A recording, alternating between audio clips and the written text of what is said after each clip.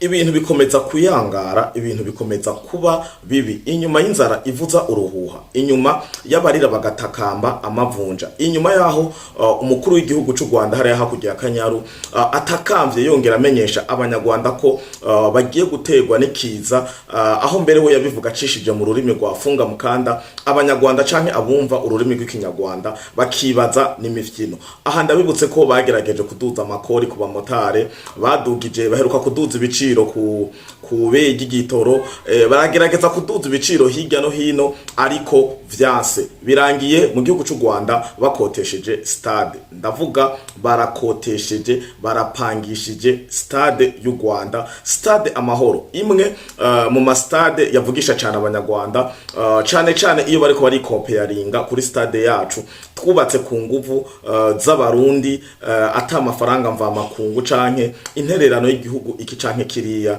bikomparinga kuri stade Intwari yo mu Burundi. Birangiye stade yo mu Rwanda, stade Amahoro, ikoteshejwe ikaja mu maboko ya societe yitwa K&A. Iyo societe ikaba ariyo igiye kubazwa ibizokorerwa byose muri stade Amahoro. Stade Amahoro ndabibutse ko yari sanzwe ikoteshwa miliyoni 12 z'amanyarwanda. Ibi rero bikaba biko biratera amajambo menshi, haba mu bari basanzwe bahakorera imirimo, ndavuga ama equipe ya football yarasanzwe hakorera imirimo yo guhura mu gutana mu mitwe, haba mu migwi ikinira mu Rwanda, ndavuga za Rayon Sport, za APR n'indi migwi iri lokale mu Rwanda, bariko bararira bataka kuko umuntu yafashe iyo soko, umuntu yatsindiye iyo soko, ibiciro byose muri no mwanya tuvugana yabihinduye, yongera ashiraho amategeko yiwe. Ubu mu Kinyarwanda biragoye cyane ko umunyarwanda ubwiwe akoresheje amafaranga y'amanyarwanda ashoboye kuba yofata stade. Na Rwanda bamenyeshe ko itangazo ryasohowe na Ministeri ya Sport, aho yavuze ko yafashe umwanzuro ariyo decision wo gushira stade Amahoro mu biganza by'abikorera utwabo. Kenshi turakunda kwibaza, ndaje ndabasomere ndababwira ingaruka no kungene bimeze muri no mwanya turiko turavugana, ariko reka tubanze turabe gatoyi kugira hagere ko baprivatiza, bafata ikintu ca leta bakagishira mu maboko y'abikorera utwabo, biba byagenze gute. Na Rwanda bamenyeshe ko barinda bafata stade Amahoro yahora ikotwa miliyoni 12, bakemera bakayirekura, ijya ni stade y'igihugu, bakayirekura ikaja mu minwe y'uwikorera utwiwe y'umu prive, nuko ekonomi canke ikibazo c'amafaranga mu gihugu cy'u Rwanda cabaye ndanse. Aha ni mu gihe baba bashatse akarore ko guprivatiza, reka ndakabereke inyungu boba bashatse kuronka niki, nuko ayo mafaranga ubu bayikotesheje ko atazigira abura, kuko umaze gupangira leta ugafata nimba electrogaze muribuka ko nayo nyene ipanze n'izindi nyinshi mu Rwanda za leta baraziprivatije zija mu maboko y'abikorera twabo. Baba bashaka kuvuga ati nk'ubu ko stade yari ikotwa 12 miliyoni, nimba bayikotesheje 12 miliyoni nyene canke 15 canke 20, biravana n'amasezerano ntayo ndabona, ariko amakuru arahari mu itangazo rya ministre wa sport mu Rwanda, eka no kumbuga ngurukana bumenyi nyinshi ziko zirabicana cana ko zibishirako zivuga ko stade Amahoro yagiye mu minwe yabikorera utwabo. Bakurikira iki rero? Bakurikira amafaranga ari sûr, kuko ayo mahera bavuze ati ni 20 millions ku kwezi canke ni 20 millions ku mwaka. Ayo mahera bari sûr ko uyu muntu yafashe iyo stade ategerezwa kuyariha, yahomba yareka ayo mafaranga ni ngombwa bayabone, ariko iri mu maboko ya leta, haba kwakira imikino barashoye kuvyanka akavuga ati ekipe canke iki gikorwa cyumva kibere muri stade Amahoro turacance ni nta kanyungu ntaki, ariko iri mu maboko y'umu prive, arabaha ayo mafaranga yo bavuganye ku kwezi canke ku mwaka, kandi kira mukino wose bakawutoza ko ikori, kira mukino wose ukaba ufise igikorwa cyose kizohabera, nimba ari concert y'umuririmbyi kanaka aje kuyikorera muri stade Amahoro, nimba ari umupira, nimba ari ikarasisi canke ibindi byinshi bigenda kubera muri yo stade. Mumenye ko u Rwanda iruhande y'amafaranga ruba rwakotesheje rurashiramwo n'amakori, ariko ingaruka nimbi cyane ku banyarwanda ubwabo, kuko ayo mafaranga basanzwe bavuga ko asanzwe atanabashikira, basanzwe batanayabona, ubuhoho bigiye kunyuka, mu gihe inyungu z'abanyarwanda bashikirwa direct n'abakinyi b'umupira n'aba manager n'aba president n'abandi bahora basanzwe bahakorera imirimo, kuko hakiri mu maboko ya leta wa negosia bikoroha, kandi harongo n'ibikorwa byinshi byari bisanzwe bija mu maboko y'uwakose. Nk'ubu kose Stade Amahoro warurekuriye kudandarizamo bijya bintu twita ama stand, nimuvuga ati amazi yose azonyobwa ni ekipe nyene bayahafashe, imba ari ivyo kurya, nimba ari ama brochette n'ibindi byinshi bigenda bitandukanye, nimba ari ama juice, nimba ari advertise canke ibi bintu byo biryohera abana baba baje mu kuraba ibi na biriya, byose vyaca bija mu maboko y'uwakotesheje stade, nimba gwaro rukino, abinjira ivyo bakonsoma bajya binjira kudandaza indani muri stade n'ibindi byinshi bigenda bitandukanye, ayo yara mahera yiyo ekipe iba yakose, kugira nayo amahera yakotesheje iyo stade batebe bayagarukane. Urumva yari business. Ubu rero bigenze gute? Ubu hafashwe decision yuko iyi Q&A yamaze ngo kuduza amafaranga, ibikaba bitanezereje abanyarwanda muri rusangi, cyane aba bakorera mu by'inkino. Amakuru avuga ko iyi stade yari isanzwe ikotesha miliyoni 12 z'amafaranga y'u Rwanda. Ubu iyi kompanyi yamaze yamaze kuduza ibiciro ku buryo bishobora kuzagora amakipe na amwe yifuza kuzoza ahakinira. Reka nze ndahindura mu Kirundi. Ikindi gisa naho amakipe ashobora kutazeshimira ni ikindi kintu ekipa atazishobora kuzoryoherwa canke kuzishimira, ni andi mabwirizwa. Umva na amategeko uwafashe iyo stade, uwo mushoramari canke umugwiza atunga yafashe iyo stade canke iyo societe yafashe, yahinduye amategeko mejeje kubabwira. Ubu nimba ari ekipe izokota amahera bashizeho, nimba yakose 12 million, murumva ko ategeza gushaha inyungu yiwe nka 3 million canke 2 million, gacha mukota nka 15 million. Kandi condition nuko ibizokorerwa indani byose bizoguma, ama service, ama stand, gucuruza, n'utundi du service twinshi twahora dutuma ama ekipe canke umuntu aba yafashe ahakorera igikorwa kanaka yunguka, ibi byose vyagumye mu maboko y'iyi Q&A. Ibi rero bikaba ari bimwe bitashimishije abo bantu. Ngo zimwe mu mpinduka bazanye ni uko ekipe yakiriye, ni ukuvuga iyakodesheje stade izaja iba itemerewe kugurisha imyanya ya Skybox, ko iyo myanya izaja iba ari yiyi kompanyi ariyo izaja iyigurisha. Communique ndikanda isome nkuko yanditse. Ikindi ni uko iyi kompanyi mu mikino izaja ibera muri Stade Amahoro ariyo yonyene izaja iba ifise uburenganzira bwo gucuruza. Ni bimwe nako ndababwira vy'ama stand, gucuruza amazi, ama juice, gucuruza ama Miss Girl n'ibindi vyinshi. Hanyuma ngo ubusanzwe ikipe yakodesheje ikibuga niyo yatanga isoko ry'abantu baza gucuruza, ariko kompanyi niyo izaja itanga iryo soko cyangwa nayo ikicururiza ubwayo. Ibi rero nivyo biko birasa nuko ara ingingo zababaje abahora bahakorera imirimo, haba bakorera ibiteramo, ama concert canke ama match n'ibindi bikorwa bigenda bitandukanye. Ibi vyabaciye intege, kuko ni ibintu bidashoboka cyane, kuko nta kunguko ntibizokunda mu gihe uzokotesha stade ugasanga urihishije amahera yo kwinjira gusa, ariko bijya zindi service stade itanga zose zikazoguma mu maboko y'ino company. Urumva ku ruhande rw'abene gihugu nta munezero numwe bafise, nta nyungu nimwe babona, ngo bavuga vyiza ko yari kuguma mu maboko ya leta y'u Rwanda, ariko leta y'u Rwanda nayo irakenye, ikeneye cash, ikeneye amahera, kuko uwakose ubu yatanze avance kameme, nimba ari amezi 5 canke amezi 6 canke umwaka fois ayo mafaranga. Urumva ni cash yinjiriye rimwe, kandi ubuyobozi bw'u Rwanda ayo mafaranga burayakeneye, kuko bugeze habi. Aha ni mu gihe abari basanzwe ari abafatanyabikorwa babo bariko barabava ko agasakisaki vyihuta cyane. Ni ibintu biko biragaragara haba kuri muri level ya diplomasi ku rugamba hose nkiyavuga kuko baraneshejwe bariko bararaba iyo bacurika imitwe n'ibimaramare barakungene bisokora mu burasirazuba bwa Kongo. Aha ndababwira ko mwabonye za Israel, murabona abafaransa, murabona eka noneho muriko murabona ko atane ibihugu na bimwe ubu biriko biratera intambwe bija mu Rwanda canke ngo mwumve ngo investissement shasha. Ndabibutse hamwe na caka inyuma ca FPR Inkotanyi n'abakikuje Paul Kagame muri rusangi, ibintu vya ferry wheels, ibintu vya ngo taxi drone n'ibiki u Rwanda ntavyo rushoboye. Wabivuga gwiteze ko Ubushinwa ruzohava rubaha imfashanyo y'utu drone nka 2 canke 3, ariko ndababwire ko ziga drone zirazimvye cyane, aho mu Bushinwa ubwayi kugwa $320,000 ariko ari umunyamahanga vente à l'extérieur kugwa 441.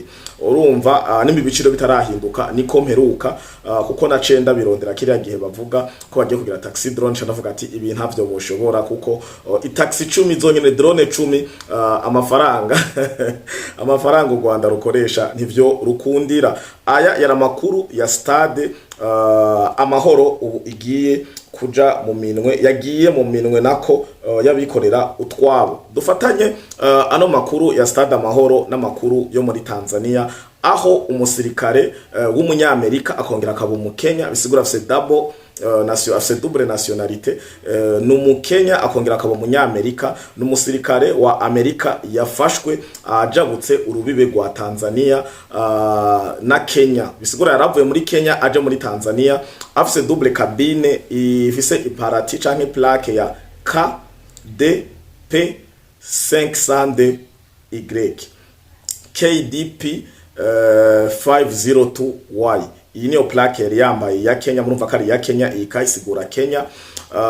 Hama akaba yinjiye atagongesheje, akaba yinjiye afonsheje. Hanyuma baragira amakenga abarinda abasanzwe bateramiye Amahoro baramuhagarika. Bagiye gushishoza barasopa imodoka baca bamusangamwo ibombe 4. Uko niko communique ya Tanzania ibivuga, ndayibasomera mu Giswahili nongere ndayibashirire ko hano namwebwe muyibonere kugira ntimwibatse ibintu ndiko ndahimba. Bavuga ko bamufatanye bombe 4 zo mu bwoko bwa CSM69, ni C iyice yo mu Kirundi na C na M na M na 68. Ugiye kubirondera kuri internet urasanga ni kibombe kigomba gusa nka roquette, ni kintu kimeze nkuko akamini misile, ibintu nk'ivyo kenshi zikoreshwa mu guturitsa ahantu kuko ziragira explosion nini cyane. Murumva amaze kubagendana ibombe 4 bariko barategura ikintu kitoroshe, ikintu kidasanzwe muri Tanzania, ariko hamwe n'Imana kandi n'imigambi y'aba bantu bahima empire, balkanisation, Tutsi power n'ibindi vyinshi vyinyegeje inyuma. Murabona ko biriko biraguma bija ku mugaragaro. Samia ikintu gihari nkuko ngoma ndabivuga ni yugara imbibe, yugara urubibe, hanyuma izi ndoto zabo zo kuvuga ati ngo bashaka Indiana Ocean, ngo hajya Museveni avuga ngo ashaka ngo Ocean Indie ya Kenya.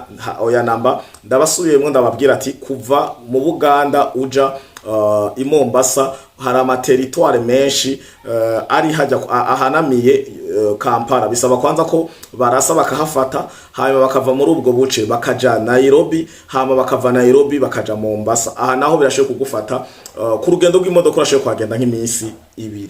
Urumva rero ko ibi bitoshoboka, ahubwo uciye ukompara ukabicurika ukaraba kuva Kampala uja Tanzania ni hagufi. Nico gituma Samia n'abamwegereye n'abamukikuje bo kwicarira amajanja, bo kwicara bari ready. Mu Giswahili bavuga ati mukao wakula, kuko aba bafise objectif mbi ari nayo mubona bariko barakomeza kurangura. Umva bari bazanye abamercenaire, bazanye umuntu yitwa ko ari umusirikare, ariko vyabatekerukanye. Aha ni mu gihe Samia aheruka kuvuga ko atanze kigongwe kivunga kuboba barabigiyemwo batazi ivyo bagiyemwo, ariko akavuga ati ni mwitonde bene amategeko murabo wabigiyemwo mukiryoha mukivunga atazi ivyo agiyemwo, abasigaye mu bakurikirane bahanwe n'amategeko. Murumva ko umunyarwanda, umukenya n'umuganda bafatiweyo ko bitoroshe. Ikintu kibabaje rero ndababwira ko abantu babereye abagome, rabo umunyarwanda yarafashwe, rabo umukenya yarafashwe, rabo umuganda. Nta communique nimwe ya Kagame, ya Ruto na Museveni bavuga ati turasavye mudusubize abo bajene, turasavye mudusubize ugo gwaruka. Niho ngira ko mvuga ati ugwaruka rw'abarundi, ugwaruka rw'abanyarwanda ni muco ubwenge murabe n'abakenya bumva runo rurimi kumbure n'abaganda bo barumva ikirundi c'est sûr kuko n'ikinyarwanda baracumva, na Museveni aravuga ikirundi n'umuhungu wiwe murumva ko ikirundi bacumva.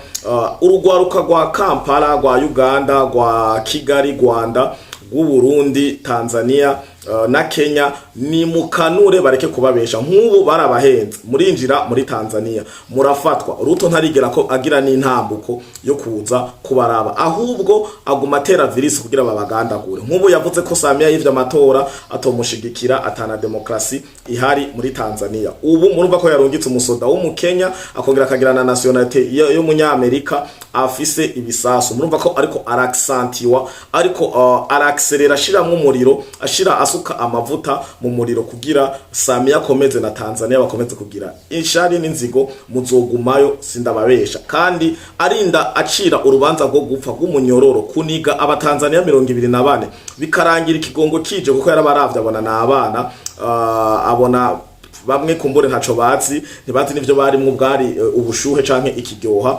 Acavuga ati ni murabe katawo woba yegwa navyo vyo guturira ama station kuyica n'ubundi bubisha bagiye barakora guturira imiduga konona ibikorwa remezo ama infrastructure n'ibindi. Abo babikoze ni bahanwe, abo batavyegwa nabo bagiye bari babandi bakoma induru toka atukutaki CCM n'ibindi byinshi bari inyuma bakokeza gusa n'ubwana mu mutwe bababarire batahe mu miryango, kuko jewe Samia ndumuvyeyi kandi ndi nyina w'abana ndatahura amakosa y'abana. Ariko aba bandaba aba basebuja babatumye batariko barabatabariza, nimumenye ko ugwanyu gwarangiye. Abandi bajene mwasigaye mu bihugu vyanyu nimwicare hasi mwige, mumenye ko abakuru b'igihugu batabakunda na gatoyi, barisaziye, bamwe bafise bigwara bitari bukire, bamwe bagendana amapomo, abandi baba abatoboye kumbure babashiraho bimwe bita anis artificielle n'ibindi vyinshi bigenda bitandukanye. Abara bashaka bo bahenukana ni nka kujya ko mugwanizi.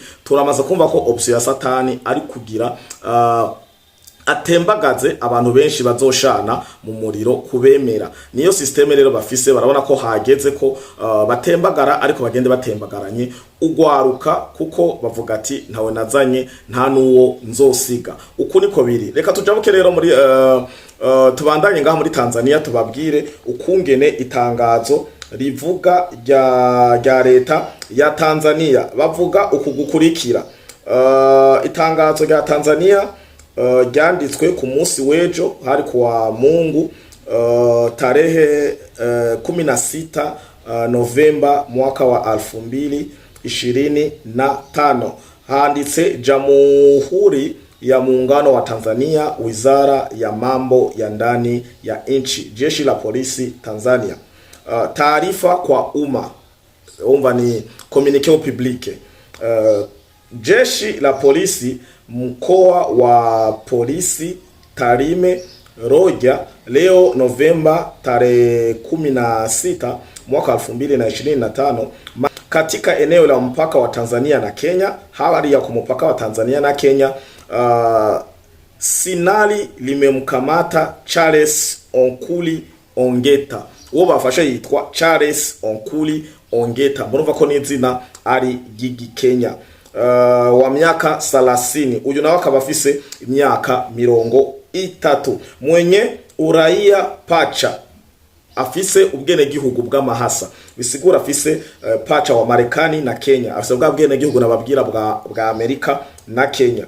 Mwanajeshi wa jeshi la Marekani, akaba ari n'umusirikare w'igisirikare cha Amerika, mwenye cheo ya sergeant, akaba afise ipete rya sergeant, akiwa na mabomu 4, akaba yari afisa mabomu 4 aina ya CSM 69 ya yandi nababwira ya C me na 68 ya kurushwa kwa mkono batera ku maboko bateza maboko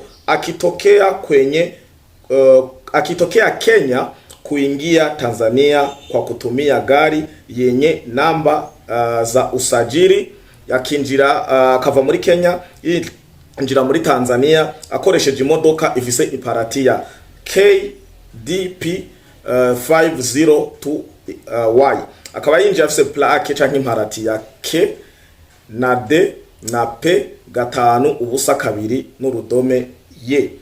Aina ya Toyota Land Cruiser kirumvikana yarafise Toyota Land Cruiser. Mabomu hayo kwa mujibu wa sheria ya umiliki wa silaha hata kama angeomba kibali kuingia nayo nchini asingeruhusiwa. Kuba ivyo bisasu yabifatanwe ngo naho yari utegererero aho ibintu biremereye ngo naho yari gusaba uruhusha ku mupaka kuri boda akavuga ati aya mabomu ndasavye uruhusha ndayinjirane mwayabonye karije ndayafise reka ndayinjirane ntibari kumwemerera. Niyo yaca muri voie normale voie legale ntibari kumwemerera. Nico gituma yaciye afonsa anyegeje ayo mabomu muri Land Cruiser yiwe hange asingeruhusiwa. Ushahidi unaendelea kukusanywa sambamba baracharondera n'ibindi vyinshi vy'ivyemezo kuhojiwa kwa tuhuma hizo ili hatua stahiki kwa mujibu wa sheria ziweze kuchukuliwa dhidi yake. Bariko baregeranya n'ibindi bihamya n'ubundi buhamya kugira barabe ko amategeko yomuhana. Ibi bikaba imetolewa na kamanda wa polisi, ikaba ryanditswe n'umukomanda canke nuko nyene kamanda w'igipolisi mukowa wa Tarime Roja arongoye ako gace ka Tarime Roja. Iri rero akaba ari tangazo ry'igipolisi rivuga ko bafashe uwo musirikare w'umunyakenya akongera akagira nationalite y'abanyamerika aba yariko arajabuka aja muri Tanzania. Akaba yarafise intego tutaramenya, objectif yarafise ntiramenyekana, ariko murumva ko kuba yafatanwe bomb zine akaba yazinjiranye bidaciye mu mategeko, kandi bakanakubwira ko niyo yabisaba mu mategeko ntibari kumwemerera kwinjira. Murumva ko ari gikorwa yakoze c'ubuteroriste mu ncamake bamufata teroriste. Ibi navyo bikaba bitariko birorohereza umubano wa Tanzania na Kenya wari usanzwe watosekaye kuva kera mu gihe bo bafise inyota yo kwihariza Tanzania, Uburundi na Kongo. Bashiramwo manifestation y'imyigaragambyo yo gusambura no guhirika ubutegetsi bwa Samia no gufuta CCM muri Tanzania. Bashirako ugwaruka baretse rurinjira muri Tanzania, bashirako nibi bigenda birakurikira, bashirako n'amajambo ya Ruto acocea canke yakserera yatisa inzigo nishari anabwira ko Samia ari gisuma atamu president yotsinda ku majwi 97 n'ibice bitandatu, ariko narababwiye ko Kagame yatsinze ku majwi 99 n'ibice 99. Urumva ko ugacovuga ati igihugu ca Tanzania nta demokrasi gifise, ico Rwanda co gifise demokrasi iyi mu gihe yatsinze na 99 naho yabayitsinze na 99. Samia yatsinze na 97.6 barondishije iba 98. Aho hagati ya Samia na Kagame ninde afise igihugu kitagira demokrasi? Ninde? Aha rero niho bigaragarira ko harimo inzigo n'ishari. Turagenda kuri communique ya AFC M23. AFC M23 nayo nyene yasohoye itangazo ejo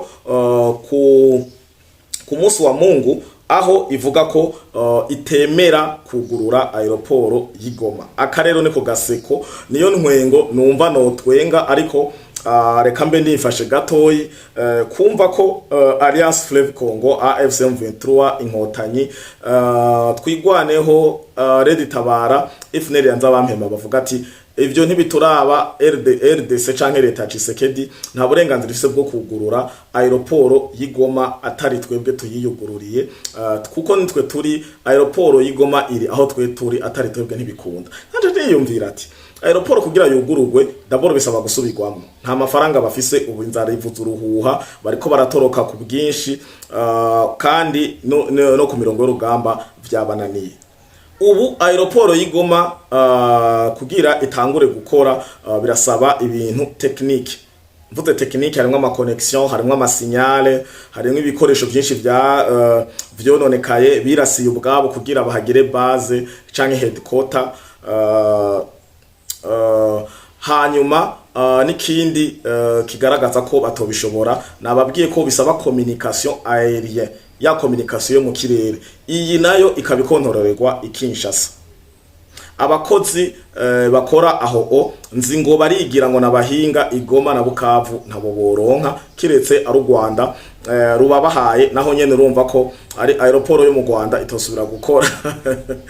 Rero ibi ni ibintu numva ko bidashoboka, kandi ikindi naco kugira indege iguruke bisaba ko bahabwa urusha rw'ikirere. Ndabibutse ko Kongo yatumye u Rwanda ruhomba cyane kubijanye na Rwandair igihe yugaye ikirere, ingendo nyinshi ari bihugu vyinshi Rwandair yajamwo byaciye bihagarara, kuvaho Kongo ivuze ati nta ndege y'u Rwanda izosura guca mu kirere. Ucumbira ko AFC M23 n'ubugugu bwabo byinshi, kuko sinovuga ngo Jesu ngeno navyita nuko hava bivuga ati ngo ndatukanye ndagiziki, ariko ubugugu burabaho kamen, n'ubugugu bwabo byinshi kuvuga ngo nitwe tuzoyugurura indege muzokoresha izocahe, kwindege iciye mu kirere bazopirona bazoyisambura.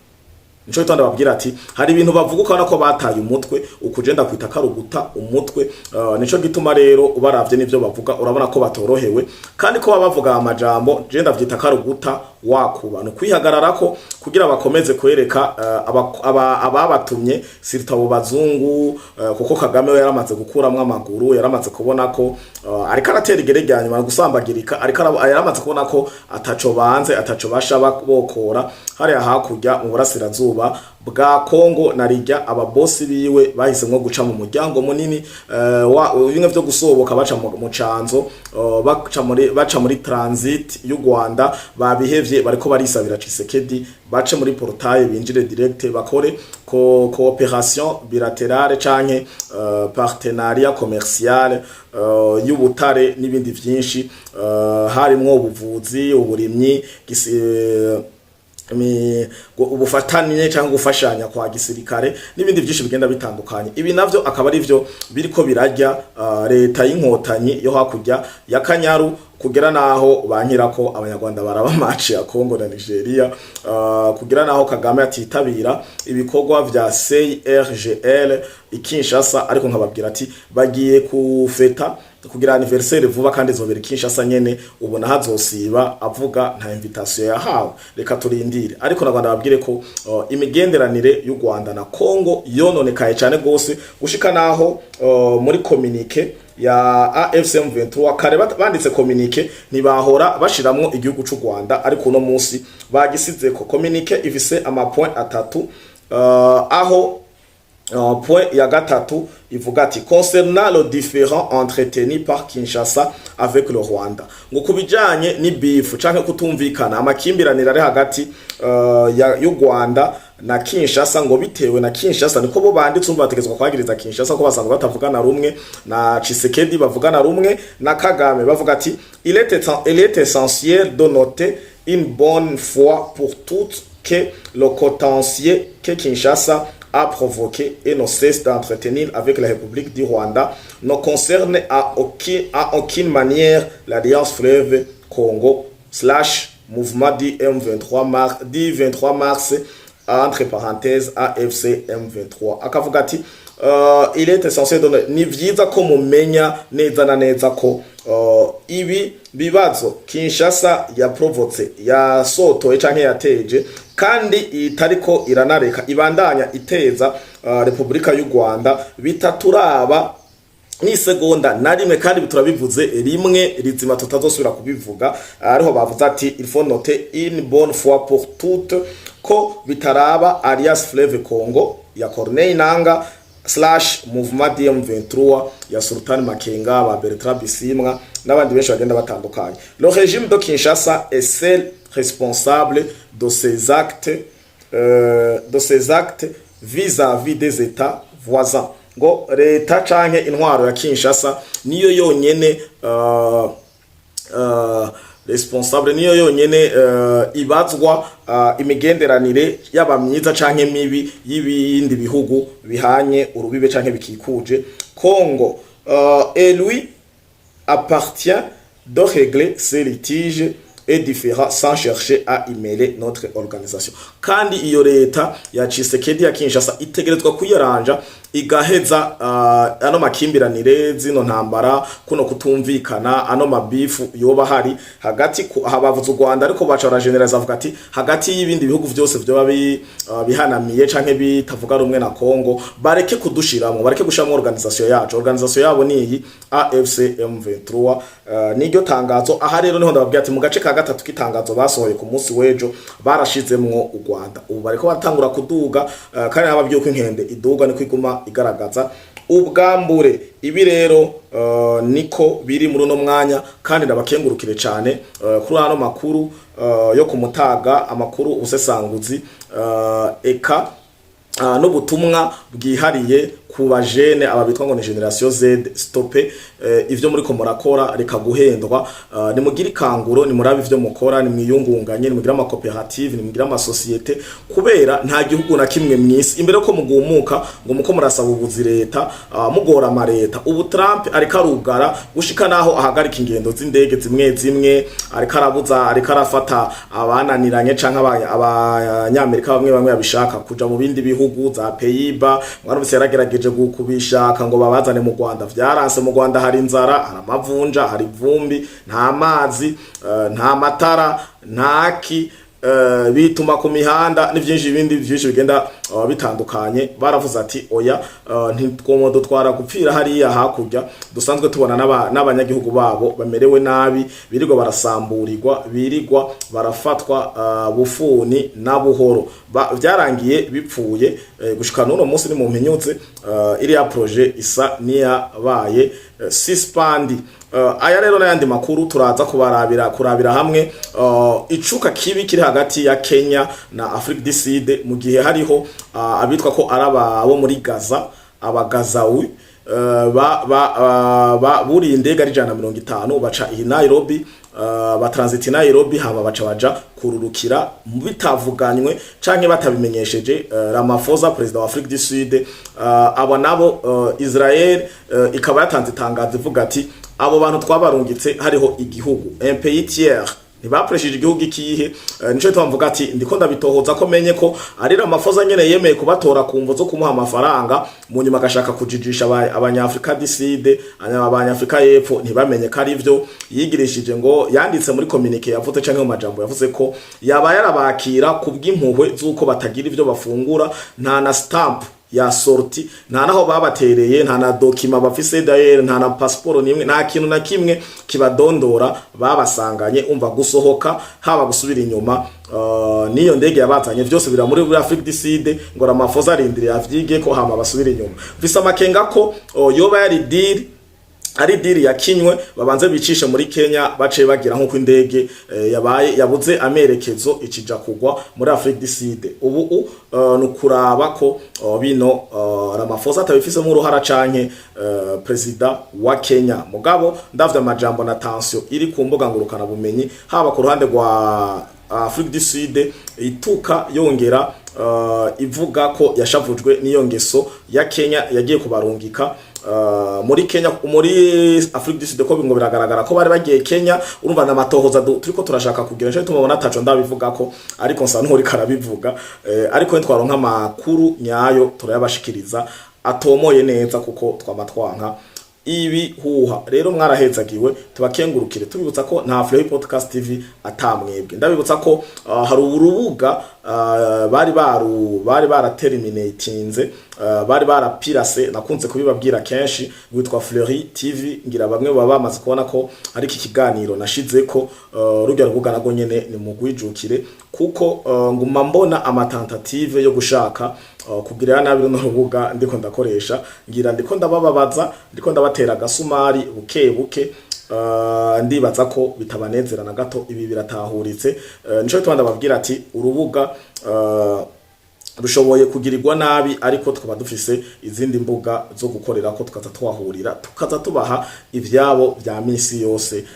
Nico gituma ndabibamenyesha ntihagire ikintu kiza nk'icaduka ngo mutangare. Rero mwarahezakiwe, mugira akazi keza na narijya uno musi ari umunsi wa mbere, ni umunsi w'akazi. Abari mu buzi bw'abandi ni mwubahe ababosi, mwumvirize ivyo bababwira, mutonde kare, mutahe kare, mugiye muri pause ya midi mufungure mukoresha umwanya kugira ntimushakuza ababosi banyu. Hama namwe mwikorera ivyanyu, ni mukore nkuko mukorera abantu, kuko ni mwakora mwigira ngo muri ababosi banyu muzosanga mutariko murinjiza amafaranga nkuko mwari muvyifuza. Amazi amwe yabapanze, abandi mufise abana mwigisha mu mashure ya VIP azimvye, amarasiyo y'ubu murabizi ko ubu gufungura fresh ari akabije, narijya ko ubwiza buca mu kanwa, no gukora twahamagariwe gukora. Ndabakunda cyane, ciao ciao, mugire umunsi mwiza.